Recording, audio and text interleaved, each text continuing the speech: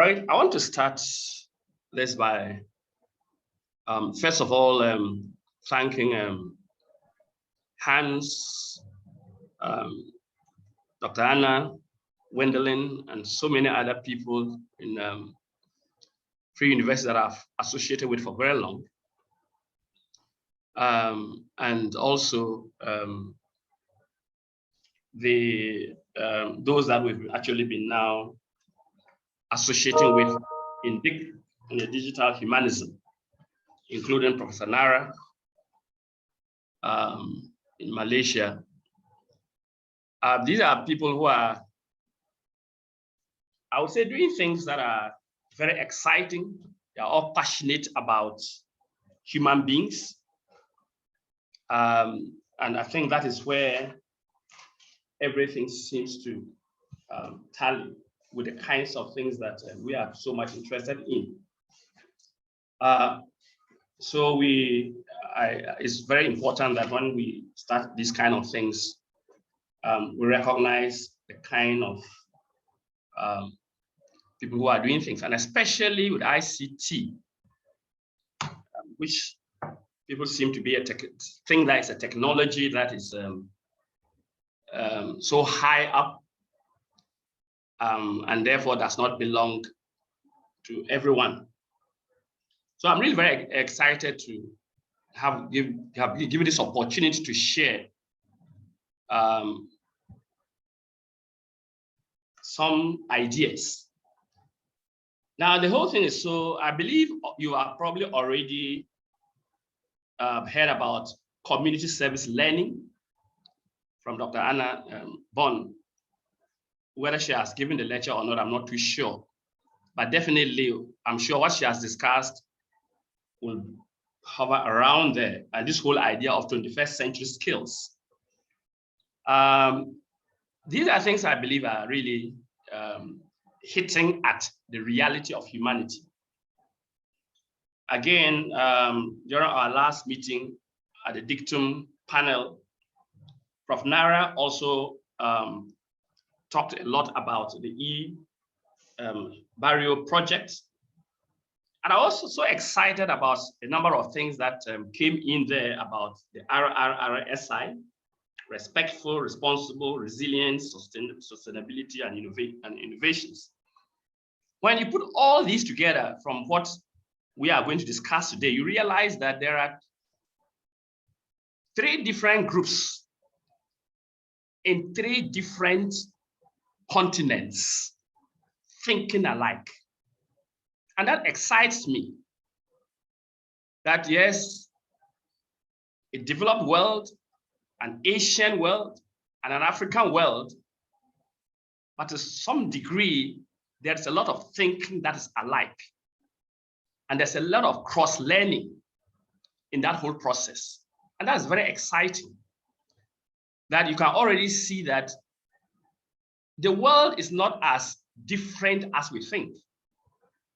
And we can cross-learn and get things moving in a better direction.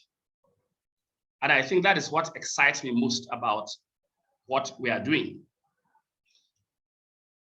So my title is Knowledge for Service, Digital Technology Positives and Negatives in African and Rural Societies.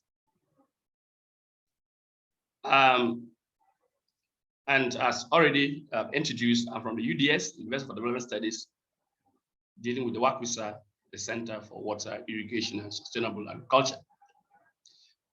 So I start by taking it from COVID-19. COVID has actually shown us a lot, has taught us a lot. It has indicated the critical role of digital technology now and in the future for everyone. I want to stress everyone. Digital technology is not just for a few. It must be for everyone. Because the COVID attacked everyone. It didn't attack just a few people. It went everywhere and made sure everybody across the world stayed at home for some time. That meant that you had to communicate from home without necessarily moving to anywhere. And therefore, that tells us that digital technology is not just for some privileged few. It's for everyone. In almost all countries, educational institutions had to undertake virtual teaching and learning. And there has been a significant increase in virtual trading, buying and selling. I'm sure many of you have definitely bought things online. I mean, I know people used to do it, but now it's become almost a normal way of buying and selling. And that's exciting. Rural areas of many countries have, however, been highly disadvantaged. Many rural children couldn't take part in the virtual lectures. And as I'm talking to you right now, yesterday I had a virtual lecture for our PhD students. Some of them are in other countries. One of them, a lady in Benin, she couldn't join in because their internet wasn't working well.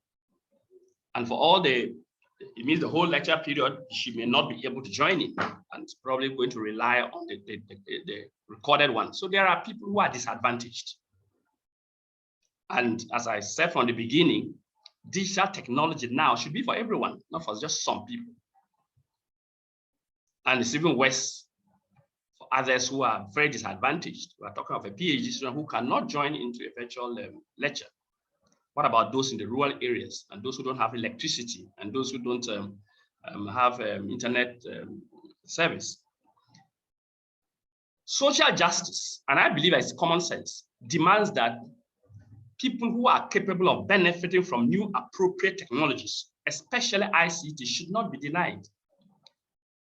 We believe, and I'm sure that if you know a little about the digital humanism, you realize that the whole idea is that social justice demands that everybody should benefit from this appropriate technology, which through ICT, and nobody should be denied. It is noteworthy that virtual information sharing, that is not face-to-face, is not new in many rural societies. Sometimes we think that, well, okay, this is a very new idea, nobody has even thought about it, and so on. But I beg to differ. Many of us know that to pass message in our rural communities, at least those of you who have stayed in rural communities, you didn't have to go from house to house telling them that something is going to happen. You go on top of a house, of a roof, and with a high-pitched voice, you announce. To me, that is, yeah, it's not face-to-face, so it is virtual.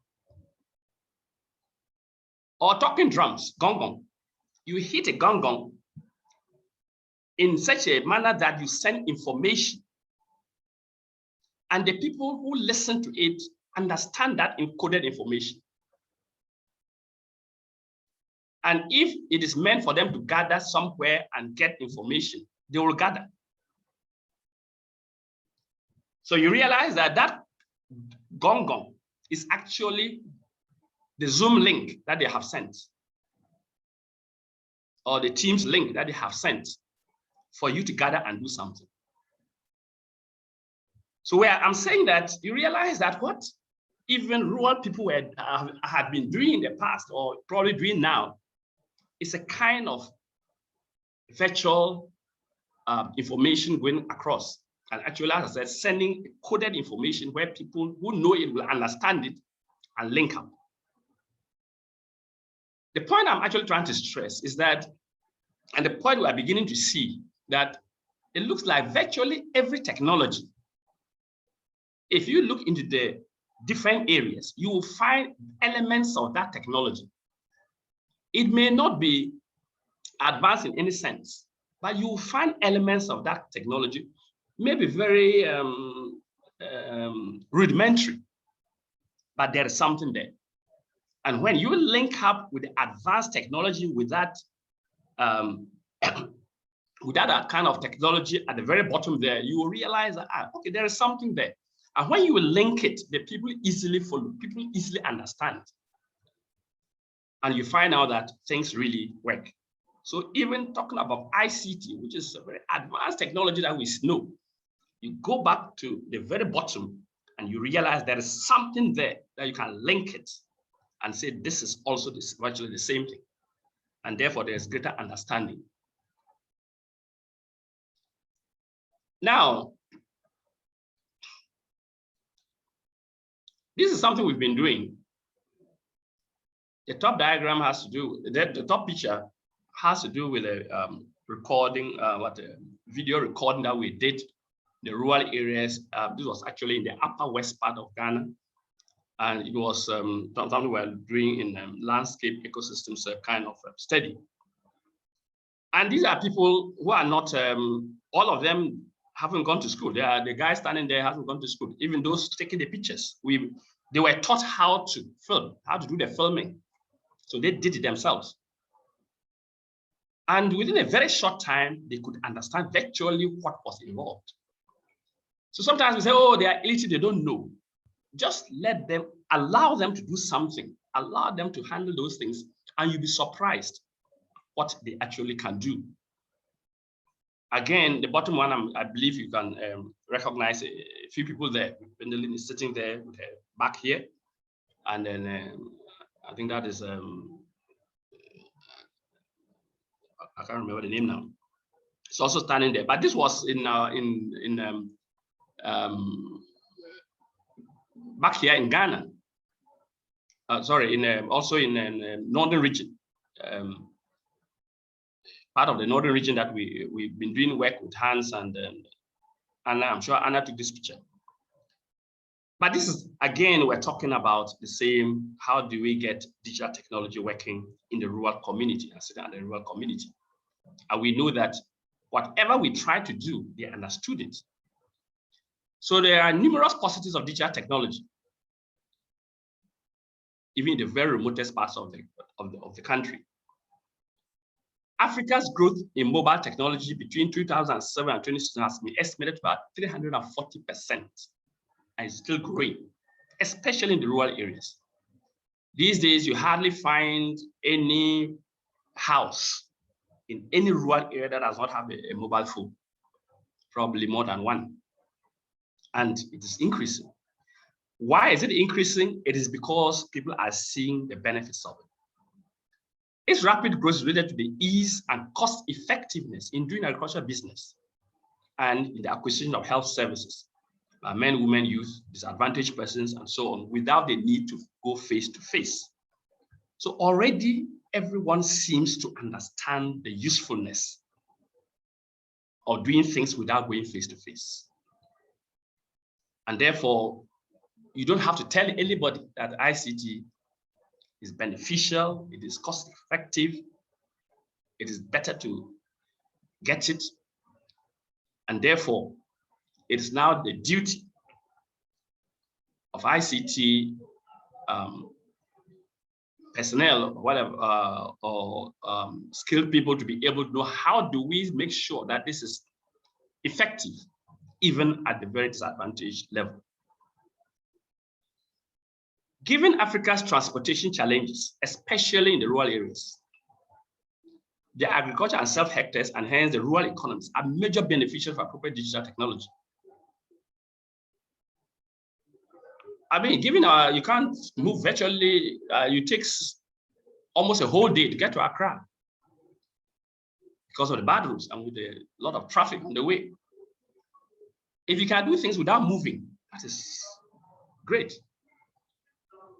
And it is better, it's probably better for us, or more advantageous for us in developing countries, Africa, than say in developed countries where there's good rail services, good air services, and so on. Therefore, we probably need it more than they do. And therefore, we should find it how to make sure that it reaches everywhere. Mobile money has improved Africa's rural credit system very significantly. It has done a lot and still doing a lot. You don't have to move and still be able to remit money to your old lady and old father and all that. And it makes a big difference in their lives. The global system, especially its food systems, will benefit very significantly if digital technology is used by everyone, everywhere, in all parts of the world. In other words, we are saying that our food systems, everything that is really going on, we can really do good pass ideas across very far easier. Do trading and buying and selling far easier if digital technology can be used by everyone, everywhere, in every part of this world.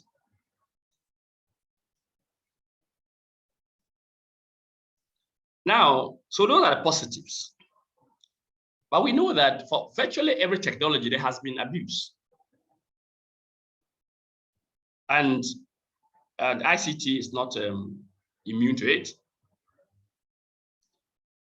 Now, greed camouflaged as business acumen. See, we call it business acumen. When people are busy cheating everybody, they say, oh, they have business acumen and they are doing business. But that has resulted in the production of unwholesome foods and medicines. And we know that there are many medicines that are actually killers. They are killing people.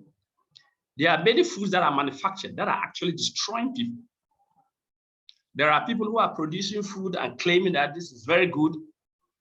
Meanwhile, there are a whole lot of rubbish in there. There are a lot of toxic things inside the food, and they know it, and they are still selling it. And they believe to be making profits, and they think that is fine.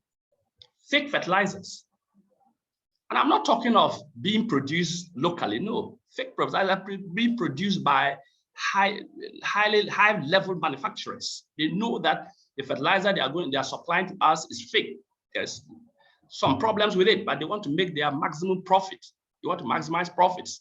So they find a way of using less nutrients in the whole thing and still sending it to us or exporting it. Something they will not use, they will export to other people to use. Pesticides, insecticides, things that are not being used, they will send somewhere else. And they say that's business. Questionable crop varieties. So many things are happening, which we just take it for granted. Take it that, well, it's okay.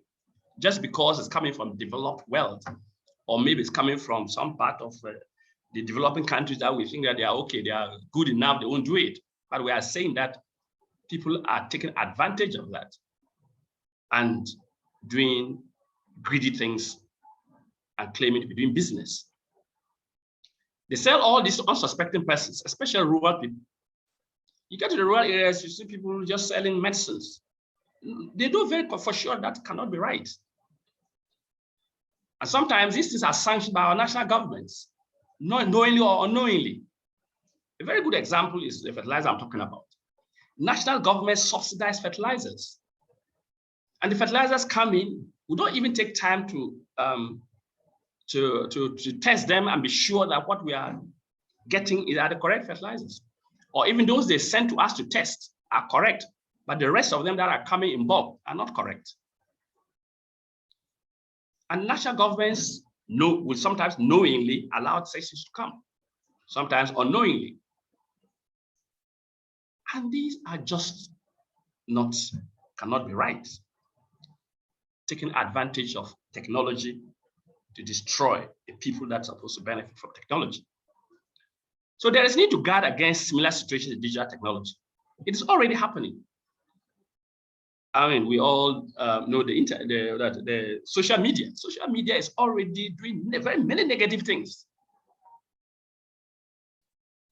And therefore, we need to guard against those kind of negative things, negative situations in digital technology. Primitive accumulation, what the greed I'm talking about, has increased in the world as a result of the worship of wealth and fame with the support of social media. So social media is already causing problems. Every day we're talking about billionaires and millionaires, as if that is what human existence is all about.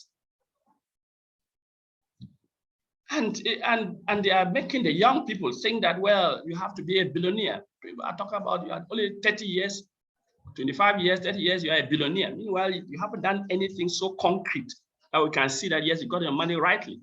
But nobody cares. All they want to talk about is billionaire and millionaire. And that is causing a whole lot of problem.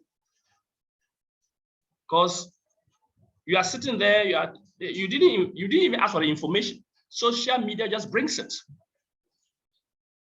and destroys the culture of hard work, destroys the culture of honesty, destroys the important culture of human values themselves, just because somehow our thinking, our ideas have changed so drastically because of social media, because of what social media is saying.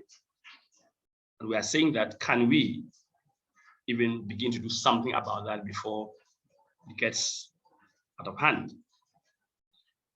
Political power in many countries now, but for the highest bidder, and corruption, the developing world in particular.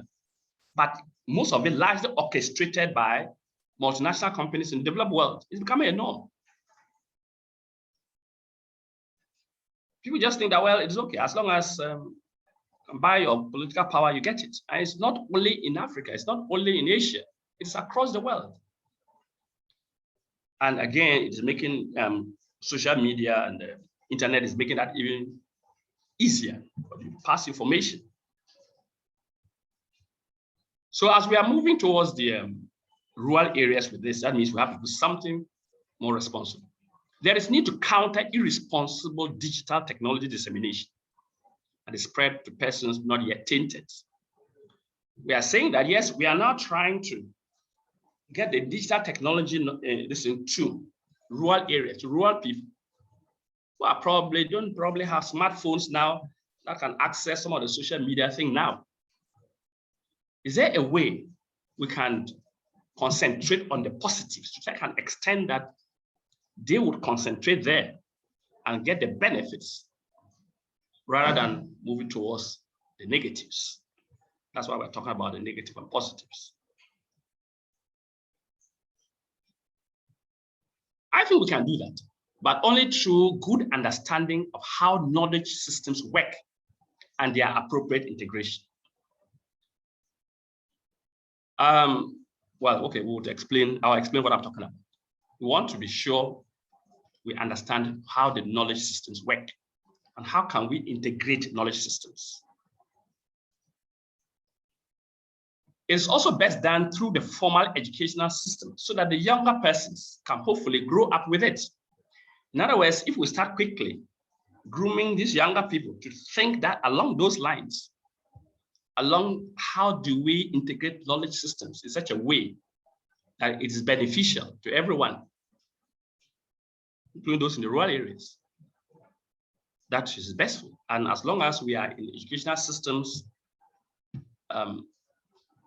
in free university, UNIMAS, UDS, definitely, and other institutions, definitely, that can begin to bring something more positive. Now, the idea of knowledge systems, how to integrate them. When a particular knowledge system is thought to be superior to another, that other one tends to adopt both the positives and the negatives of the superior one. You find out that a lot of the knowledge systems in developing countries, especially in Africa, we think that most of them are inferior. So what we do is we tend to adopt the superior ones of developed world, both the negatives and the positives. But our experience is that the negatives easily destroy the values and other aspects of humanity of the adopters. So currently, you realize that so many things are done in the developed world, very good things, but also very bad things. Then we think that those are superior things, and therefore we just adopt them. I don't want to go into controversy, but if you take the whole idea of how do they call that thing? This idea of human,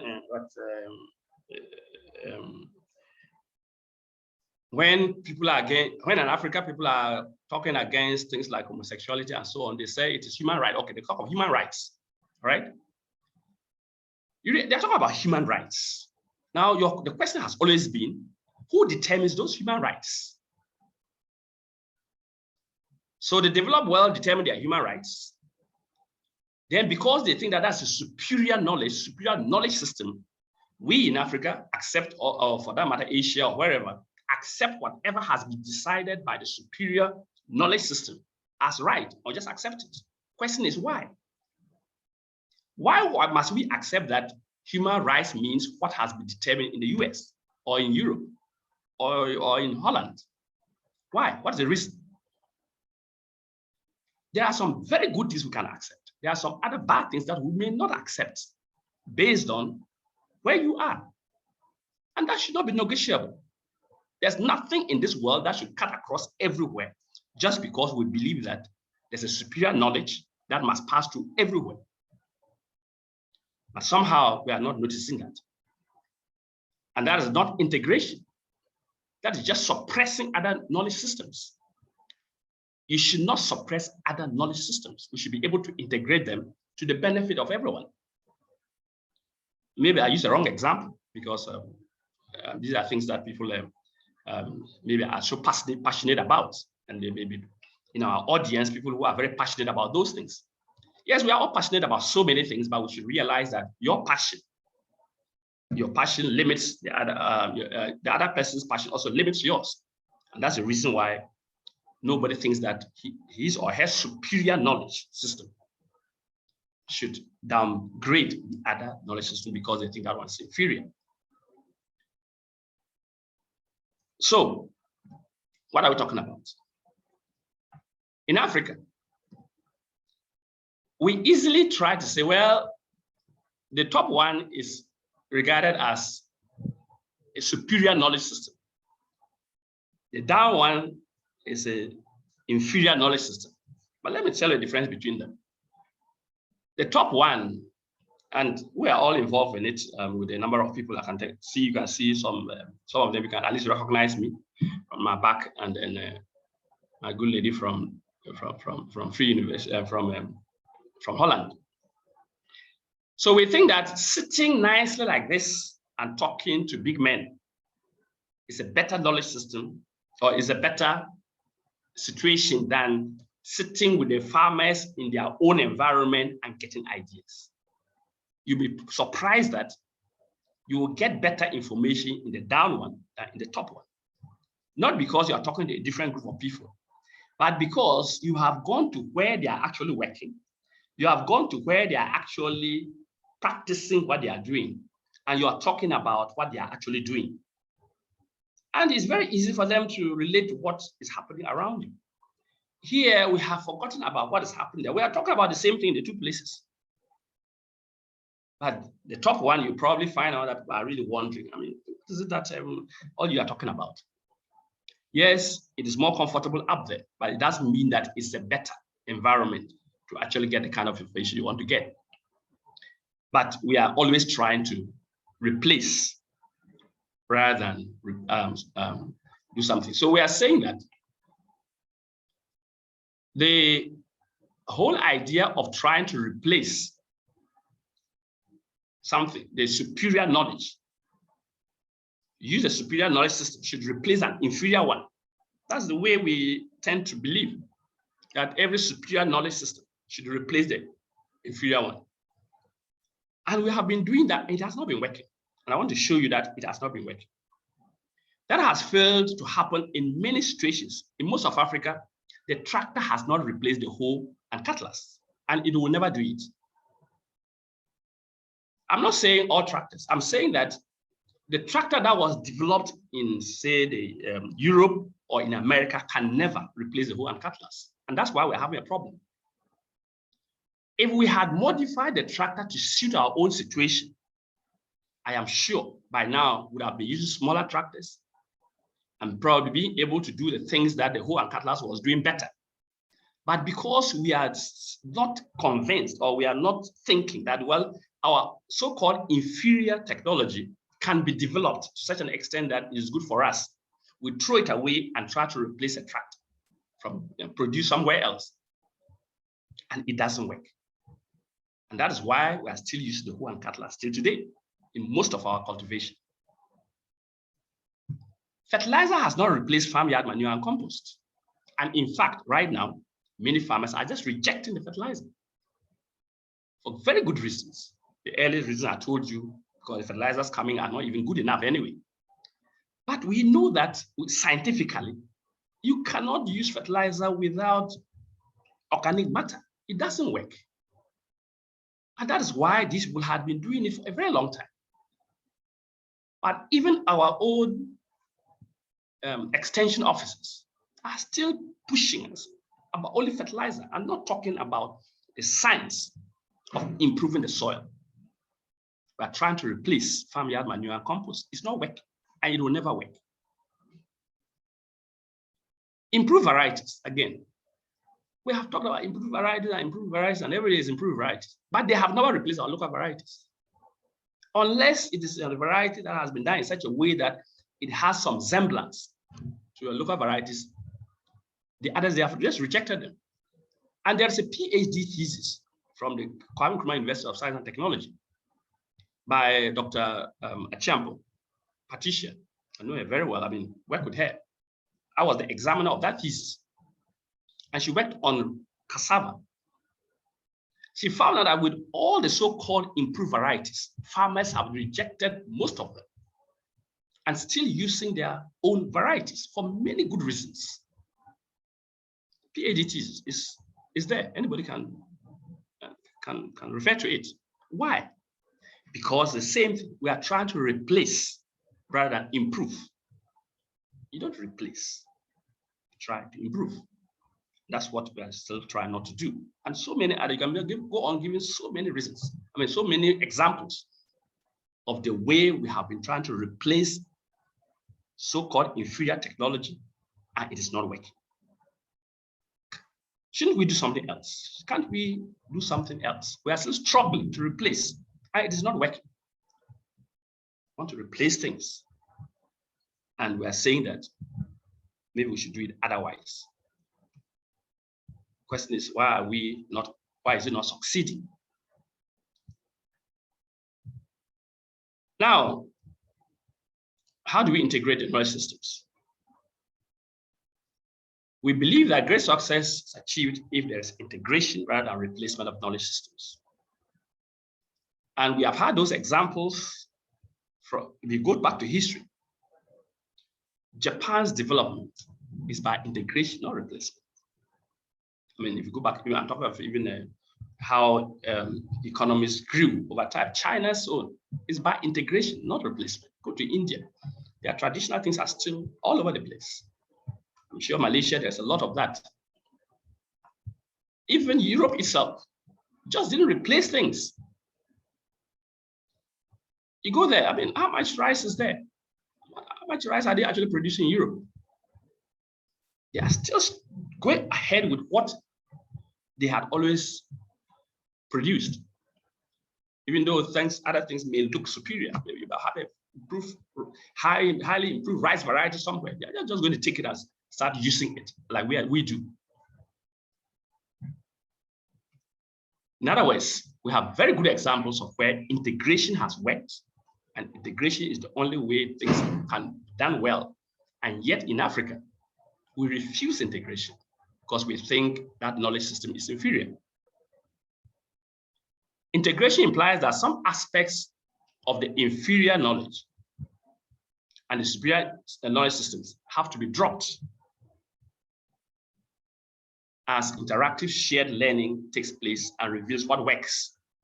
In other words, for both the inferior and the superior knowledge systems, you would retain some aspects and drop some aspects so that you take the good aspects of both of them, drop the bad aspects, and then you can see that when you integrate them, everything works.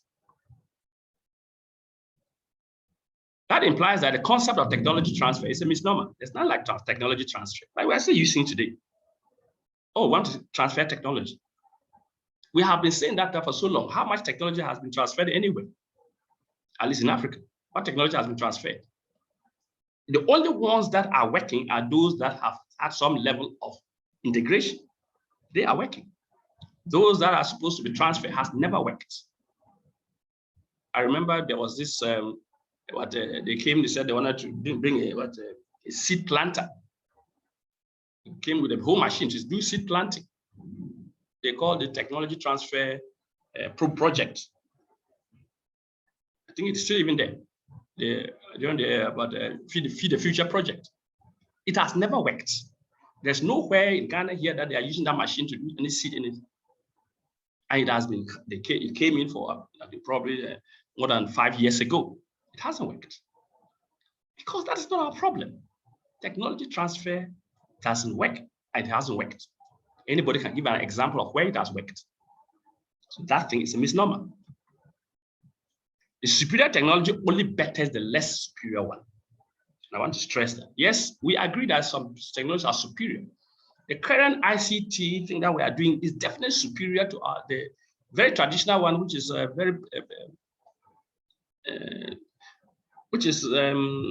which we don't think even is important, or even though it's being used somewhere. But we are saying that it will only better that particular system. It will now make it easier for you to send information. That's true. But we should recognize that at least they had the idea. There are many other technologies which even have some very good aspects, inferior technology, but if you take the good parts, you will definitely improve.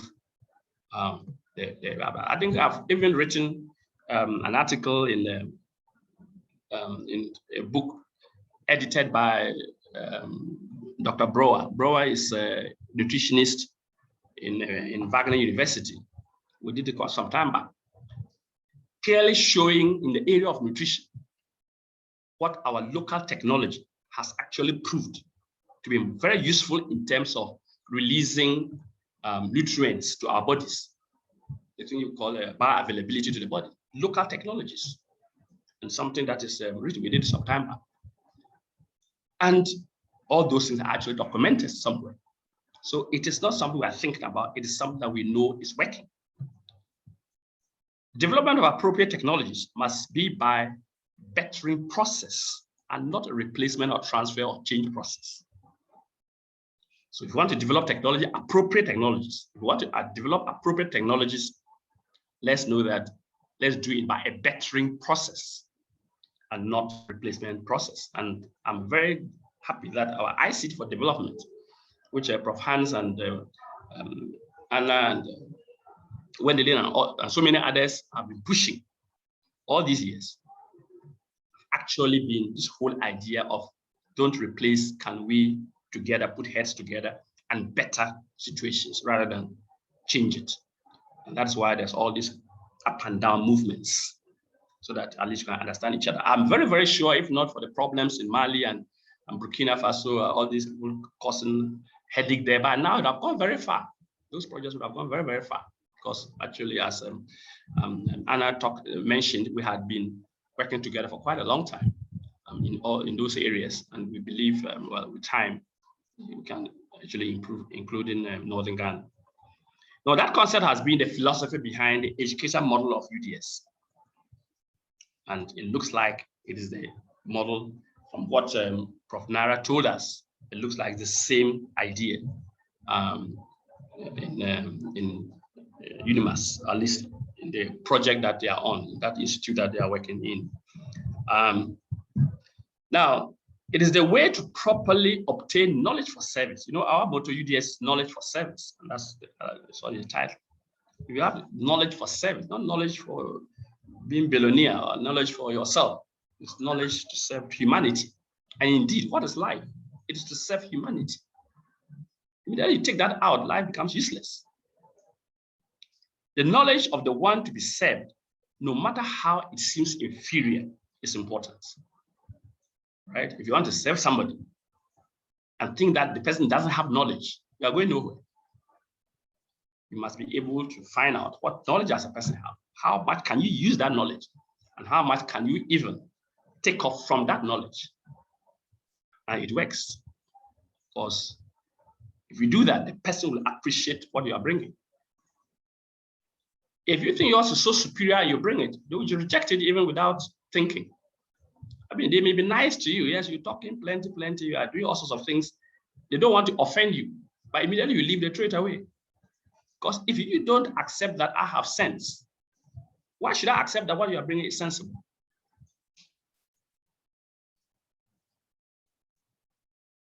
Right, so how do you do the integration? Again, is a plug-in principle we've been using, very simple principle. We've talked about it over and over again. But again, let me just mention it, at least for people probably who have not known much about what we are talking about here, all right? So we are saying that in the plug-out principle idea, so we have the two knowledge systems. The pipe of the inferior knowledge system is bigger as the top of it, made it big. And that should be the mindset of a bettering agent, the mindset of the people with the superior knowledge system. That whereas, yes, I want to better what is there, but I should regard what is there as so important to those people. That's the first step in bettering somebody. By the time you realize that what the knowledge system the person has is important to you, probably more important to him or her than what you are bringing. And the reason why we should have that mindset is because you are coming to do the bettering. The person is already there. If you don't come, the person is not going to die because you haven't come. The person is not going to not exist because somebody has not come. They will still exist. They'll find a way of existing. So what your bettering coming in is just to better a situation. And if you have that mindset, you will do it very responsibly. You will come and say, oh, what you are doing is illiterate. It is a cake, throw it away. You will come knowing very well that you are just coming to help the person to be better. So the plug-in is by the bettering agent, the one with the superior technology. That pipe is smaller, but you are bringing very critical knowledge, very important knowledge. And when it is able to mix, and now you realize that you may bring it and you will not mix, depending on how you bring it. The first step is to learn what the inferior knowledge system is. So the bettering agent will spend time, maybe years, learning what the inferior knowledge system has. And that is why Prof Hans and all the people in the Free University in that particular, they have been coming to Africa and going to places, going to villages, not because they just want to go to a village and walk around in the bush and that kind of thing. No, the idea is, can we learn what knowledge system is there? Not only learn, appreciate what knowledge system is there. When you learn and appreciate that knowledge system, the likelihood is that when you now come in with your superior technology, you would design it in such a way that it will fit very well with this new, so-called inferior knowledge system. Because sometimes it's a very good technology, but because you've not designed it to fit, it goes in there, it's thrown away. So you have to, if you know that very well what you are going into, and understand it very well and appreciate it. You may not agree with it, but appreciate it.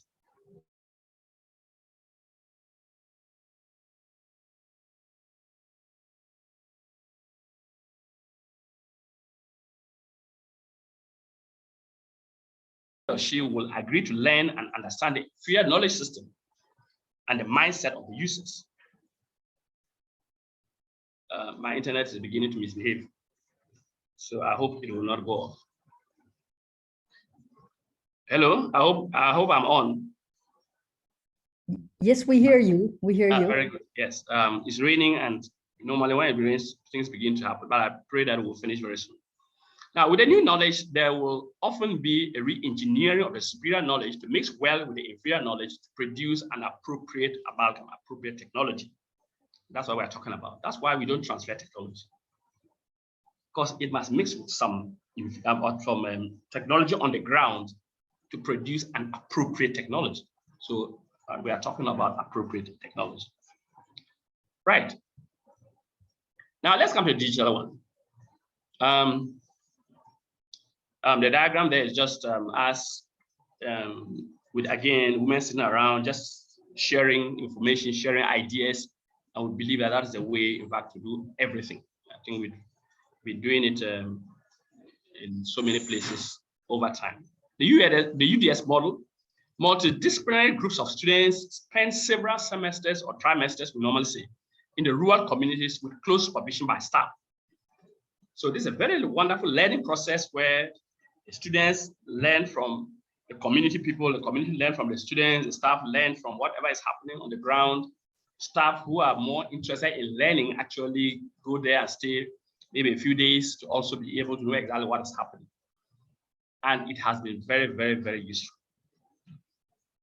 This fits appropriately digital technology sensitization, integration, and use by rural people. In other words, we are believing that if we want to integrate this digital technology well, and the integration here is about sending the appropriate digital technology to communities, to rural communities. If you want to do that very well and sensitize people very well and integrate it into the rural society, this is definitely the way to go, so that we know exactly the way they think, the way, and therefore gradually introduce appropriate digital technology, and good one and not the negative ones. All disciplines, and that's the reason why the integration is important, all disciplines need digital technology. I don't know of any discipline that can do without digital technology.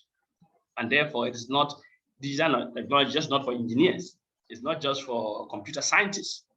Now it's for everyone.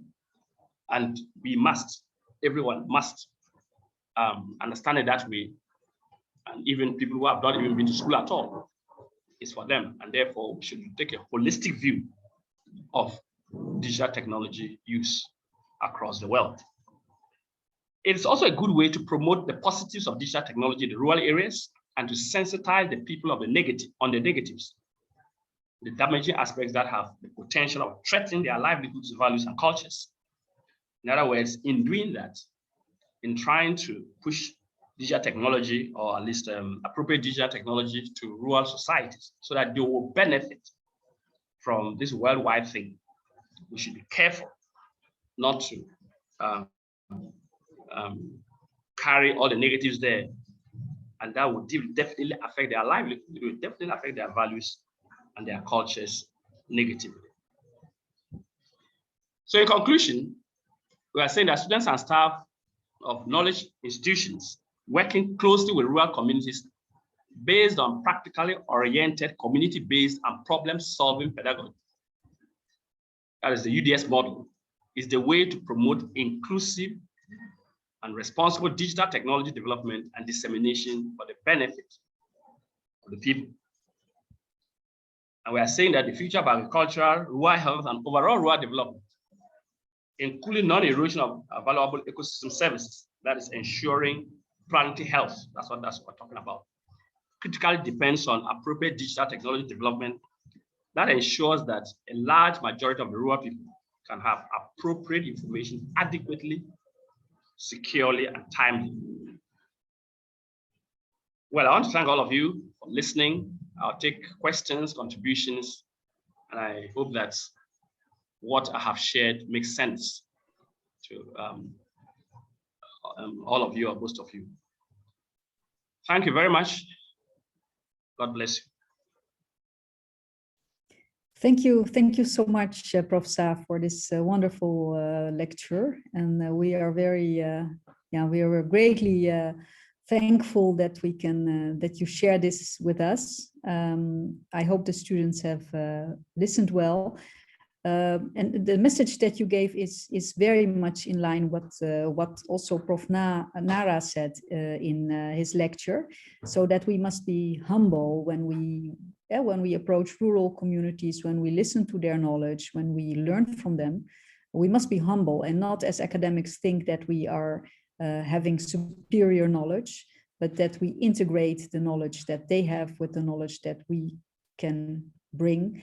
And by bringing this together, we can innovate and come up with new solutions, and not by replacing what they have. And that's exactly what you are saying in your lecture. And I think this is the basis of ICT4D in the field, to be humble, to learn that what we know is not superior, is simply the way of bringing together different knowledge systems and different knowledge domains, and doing things together respectfully also for people and for cultures and for different opinions. So thank you so much, Prof Saa. So I ask the students, are there any questions? to Prof Saa.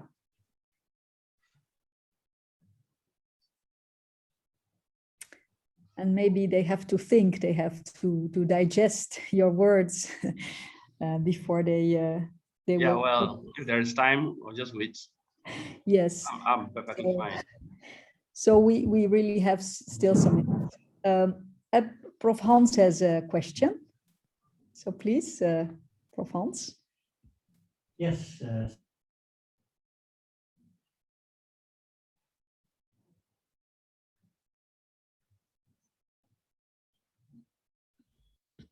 Hans, you're muted. Okay. Yeah. Can you hear it? Yeah. Can you hear me, Saa? Yes, we can hear you now. I would like to ask you to elaborate on a few things. So your point is that, let's say, you have the rural knowledge systems, in your case, in Ghana. What would be useful is to plug in appropriate forms of digital technologies in order to provide appropriate information to a majority of rural population. So I think this points to two issues. One is that digital technology might help to increase access by rural people to information. And the second is that you point out that it should be appropriate information. Yes. And I would like to ask you whether you can elaborate a little bit on what, in your view, are types of information that are of key importance to the rural population in northern Ghana, because that is where our projects and also the student projects relate to. Okay. Yeah, thank you very much, Hans. I think this is extremely important. What you've just talked about is probably the crux of the whole matter. Most rural societies, so what kind of information is missing or not good enough with respect to rural development in Ghana? Okay. Yeah. You know, in most rural societies, their basic need is livelihoods.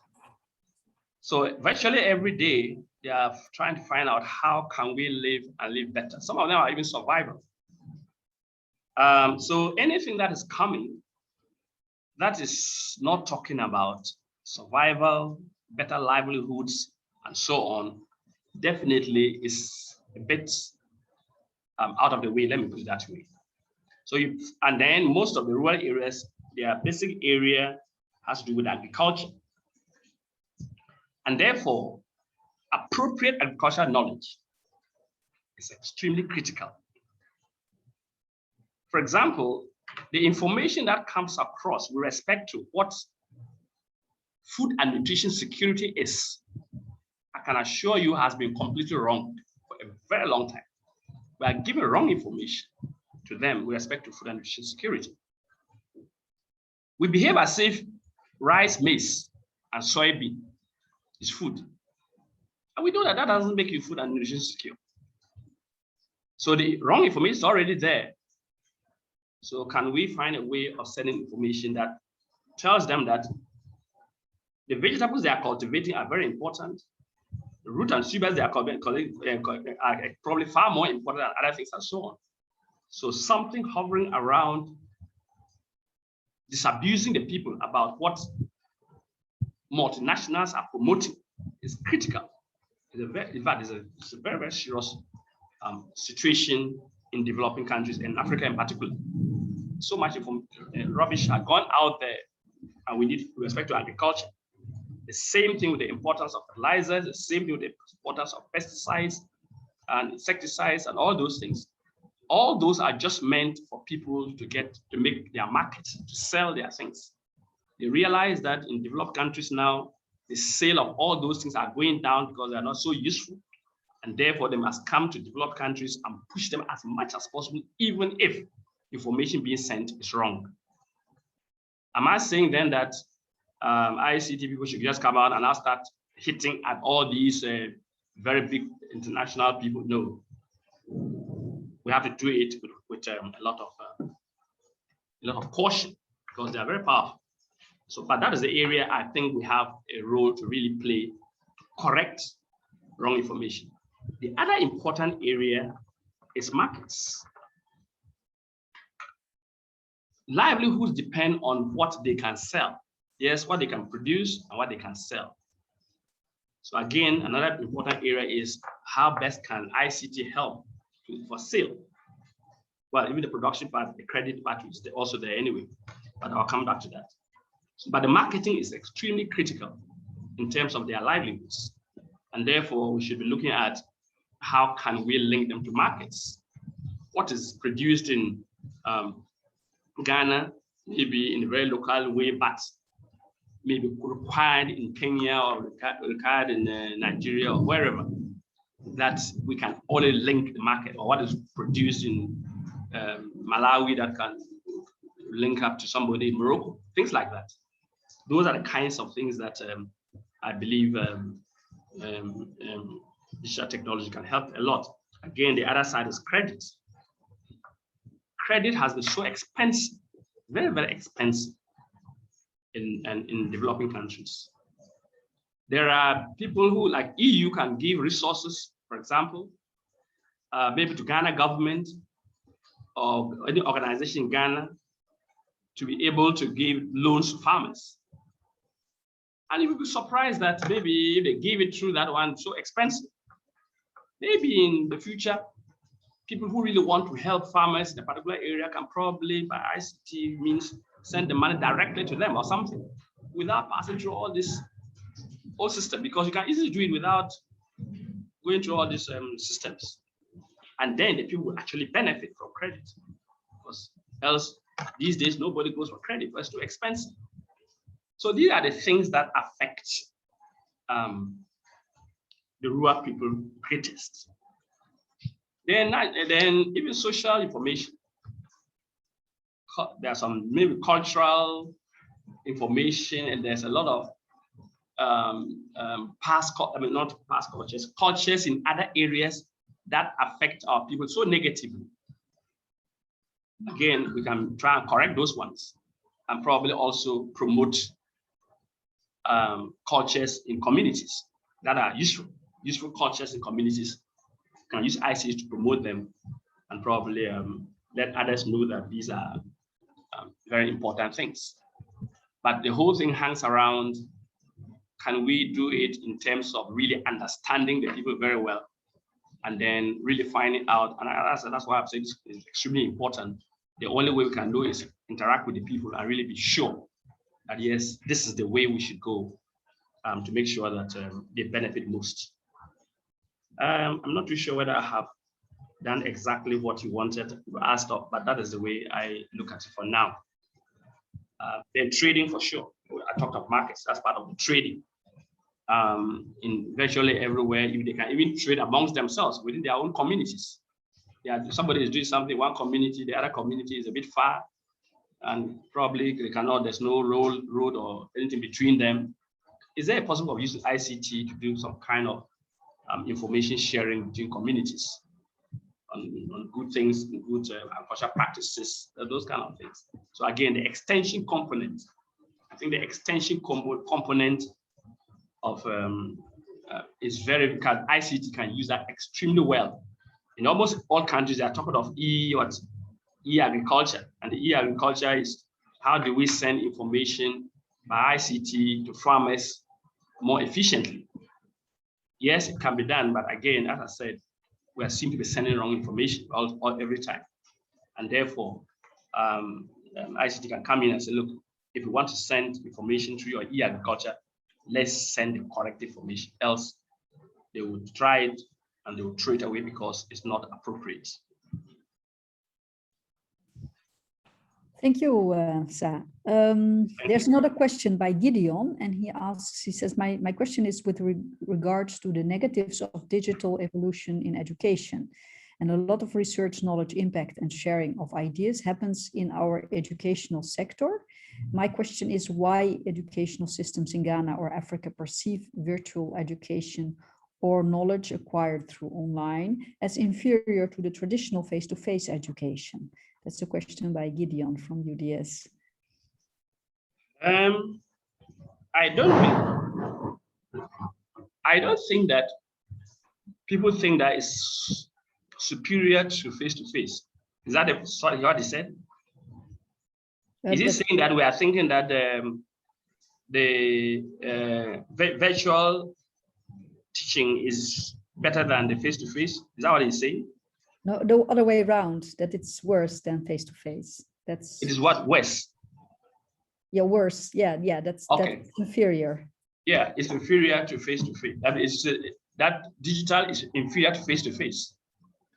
Yeah, for now, I think it is to some extent. In fact, again, integration. I believe that the virtual communication, it has helped us a lot. I mean, we are talking to people from other continents and so on. Through this one, we can communicate very well, ask questions, share ideas. Very, very positive. Face-to-face also has its own positives. And therefore, it's a matter of combining, not one being better than the other. They complement.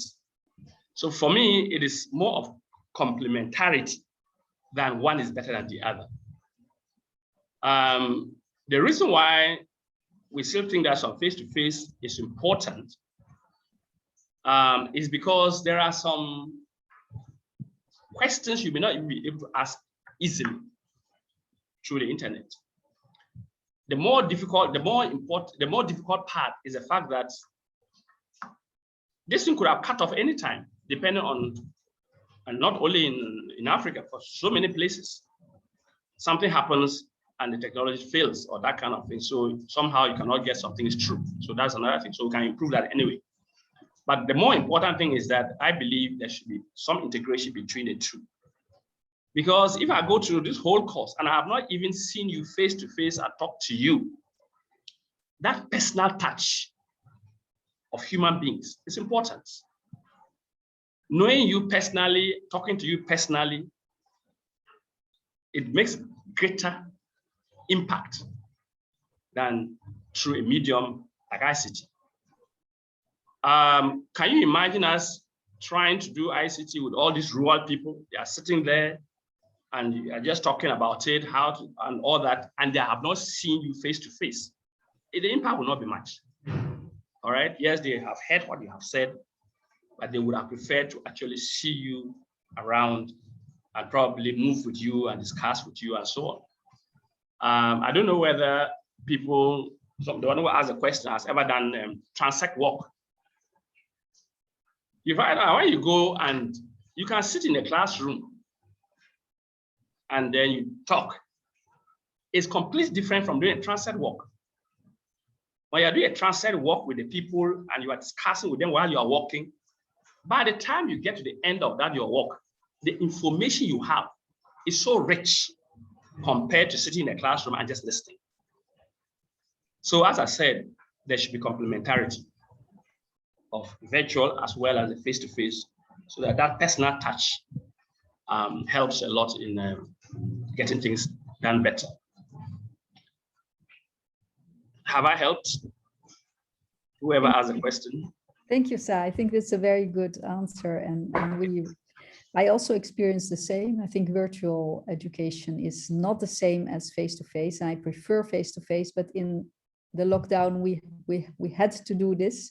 We were obliged to do it, and we were happy that we had at least the virtual learning environment so that we could still contact our students. And the same happened for many people who were in lockdown and could not meet their children anymore, or for some reason were ill or were very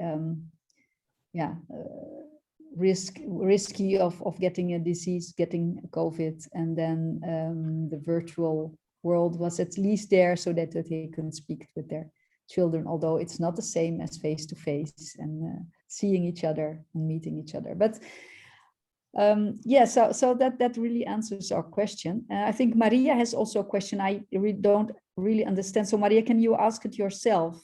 Because I don't understand exactly what you were trying to ask. Is there a possibility to show them how to differ between information based on evidence and information not based on evidence? And then there is a suggestion, because I'm a pedagogue, so yes, maybe there's a possible tool to use and help the colleagues that are working in this case. So in that way, they will be able to build their critical thinking, and maybe design thinking could be a good tool. Do you understand the question? Who is them, Maria? Who are you referring to? To the citizens or to the inhabitants of Ghana. Okay. All right. So we are talking about information that is backed by evidence and information that's not backed by evidence. Is that what you said? I think so, yes. That can we know the difference between them? I think Maria is Maria? referring, I think that if I understand Maria's question, you, Saa, in your lecture referred to that people could not see all the bad things that were, for example, online. Okay. They could not judge between, let's say, the false fertilizer and the good information or the bad information. And Okay. how can you teach people to be more critical on what they see online, maybe? Okay. Well, that's a very difficult question. It is not so much about the people not seeing what is online. You see, the more you hear about something, the more you internalize it. If the good information is not coming and you continuously hear the bad one, you try to internalize that. And that is basically but if there is something to counter the bad information, you will now judge between the two. But to use ICT to prove that this one is bad and this one is wrong is very extremely difficult through evidence. But how, for example, I've told you that some of the fertilizer that comes in is not really good. How did I know that? It's because farmers have been saying it. You go to farmers and they tell you that, look, even if you give me this fertilizer free, I will not take it. Now, the other people will not actually know this unless you say it. Because, and that is the evidence that what you have said, they will trust it. So the first thing is that the one passing the good information should have been able to get their trust. Again, trust is another major area of our bettering process. We should be able to get to a situation where the people will trust what we say, and they will trust that what we say is really the better one than what they are hearing. And I know that trust takes some time, and maybe that goes back to what was asked earlier. How do people gain trust in you? By seeing you often, by interacting with you often, by knowing that what you said yesterday and what you are saying is consistent. And that's how they'll trust. And that as long as they trust you and you counter the negatives, definitely they will take them. The problem has always been, if they don't trust you, it doesn't matter what you say, they will not listen to it. But to prove that this is true evidence and this is not true evidence without really maybe going to read what has been done, to me, I'm not too sure that is exactly so. So the first thing, my first point is that, can we generate trust through what we give out in the rural areas? When we gain that trust and we send regular information on the truth, the untruth can easily be seen, because they already don't trust some things they hear. But somebody has to collaborate that It is not correct. Let me give you a simple example. There is monocropping. Monocropping is planting just one crop. Don't mix it with any other crop. Just plant one crop. If you are planting maize, plant maize. If you are planting rice, plant rice. Farmers in Ghana, and for that matter in Africa, have been struggling with that concept. They've been struggling with it. The extension officers come and tell them that if they do that, they'll get higher yields. And then if they do that with all the new methods, they are going to get higher yields. They have tried it. They know that, yes, they will get higher yields, but is that their problem? Their problem is probably not higher yields, because their higher yields most of the time results in low prices for them and no market for them. So in the long run, they don't really benefit. In the long run, they buy things at high prices, inputs at high prices, get higher yields, get low prices, and it doesn't help them. So even though what they are telling them about yields is true, their livelihoods don't change. Our duty, and that's again an evidence that yes, what they are saying is quite true, but in the long run, they don't benefit. Our evidence, what we will tell them that you have seen, yes, they have told you that high yields, yes, but you are not getting any income, much income out of it because of ABCD. So what you are really trying to use is probably look at the bad information given, try and analyze that and let them understand that, yes, it is because of ABCD. So I think it's just this whole interaction with people or with the people and getting more information and getting more trust of the people for you to be able to really get this thing done. I'm not really too sure I understood the question very well, but this is the way I understood it. If there is still more to it than that, maybe you should talk more slowly so that I can understand it very well. Sorry about that. Thank you, Saa. That is, yeah, very good reflection on how complex it is. We are now all exposed to all kinds of information, basically on the internet, and so much information is coming to us, and sometimes it's conflicting, and it's very difficult, even if you're very critical, to find out what you should do. So I think that's also a message to the students. So we are trained at the university and we learn certain concepts, but if you go to another domain, then sometimes you can hear something that is different. And how do you make sure that what you should believe? And sometimes, so just to give a very simple example, if you go to studies in the Netherlands about coffee, for example, many studies say that coffee is good for your health, that it makes you even more intelligent if you drink a lot of coffee. So if you go to American studies on coffee, and Americans don't like coffee so much as Dutch people drink a lot of coffee. You go to American studies on coffee, it's always saying something that it's bad for your health. So so scientists in America are convinced that coffee is very bad for your health, or that it has many disadvantages, and that it can cause high blood pressure or even heart disease. If you go to Dutch studies, you will learn that coffee is very good for your health. So even such a simple thing as coffee can already cause conflicting ideas, and there are scientific studies that are conflicting with each other. So life is complex, and the bigger the knowledge domains are, and the more people are connected, the more conflicts come up. So, but it's a very good message to us that we must continue to listen to everyone and make our own judgments, try to make them as good as possible. So, yeah, I think I don't see any more questions. So if there are no more questions, then I think we can say again that we are very grateful for your lecture, Saa, and that we have learned a lot from it, especially because you come from a different context. You are an academic in a Ghanaian university. You are very knowledgeable about rural life in rural Ghana. You know everything about farmers in the field, and you know also about the life at the university. So you can really bridge that gap between different knowledge domains, and that is so valuable for us.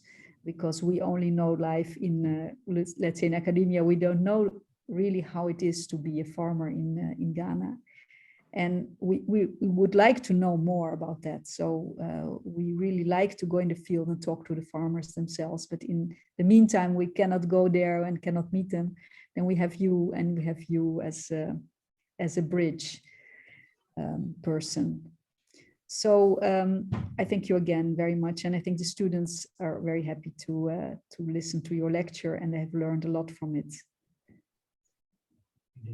All right, thank you so much, Anna. Thank you everyone for sparing the time to listen to it. I hope it will do all of us good. Thanks, Saa. It was a great pleasure to hear you talk, and I noticed that you didn't lose anything of your critical thinking, which makes me really happy. So thanks for your great talk. Yeah, thank you, Wendelin. Okay, so for the students, there are just a few minutes to go. We didn't have a break today, but so I will open the breakout rooms so that the students can meet each other in the breakout rooms again.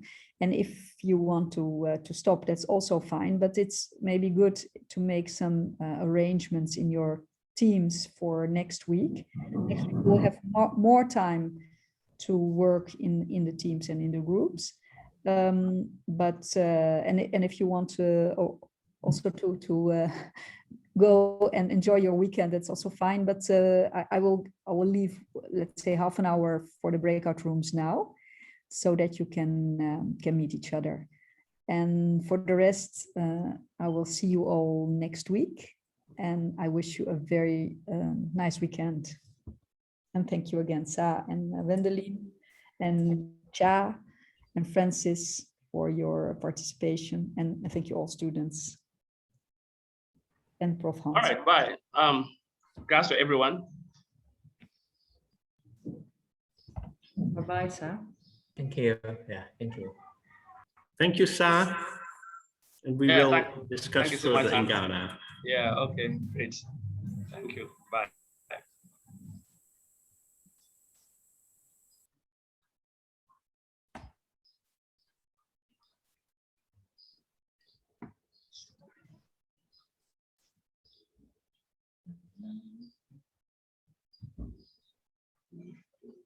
Me too.